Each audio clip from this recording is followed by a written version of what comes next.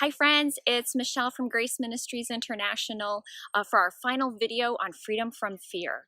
So far we looked at identifying our fears, building hope, moving from inactivity and hyperactivity to proactivity, and today we're going to talk about God's secret weapon for moving from fear to experiencing his freedom. So there's a few verses that I want to go over with you, and the first one is from Luke 9:35. It says, "Then there came a voice out of the cloud saying, 'This is my son, my beloved. Listen and yield to him and obey him.'" So I'm standing here by the yield sign as a little hint and a big reminder that this is God's secret weapon for us. God the Father spoke over Jesus and said, if you yield to him, something is going to happen. So let's listen to actually the words of Jesus and see what he said. In John 15:5, at the end of Jesus' ministry, he said to his disciples, "I am the vine, you are the branches. Whoever abides in me and I in him, he yields much fruit. For apart from me, you can do nothing."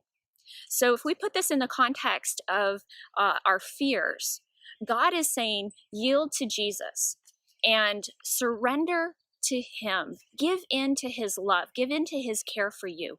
Take the things that you've identified, those fears that you have, and entrust them into his care because he's trustworthy. And what Jesus says is, when you yield to me, you will end up yielding much fruit. Apart from me, you can't yield that fruit. But with me, you can. So let's look at what that fruit is. In Galatians 5, we have the fruit of the Spirit. And the first three fruit of the Spirit are love, joy, and peace. So being able to yield peace or to experience peace, we have to realize it comes through yielding to Jesus, surrendering or releasing to him the fears that we have so that we can receive from him his peace. Jesus said, apart from me, you can do nothing.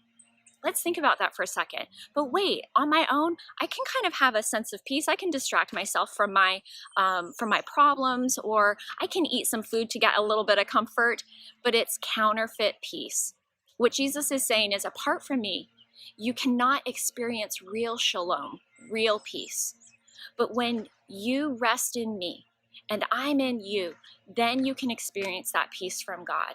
The key to it is yielding, releasing to him all of our fears.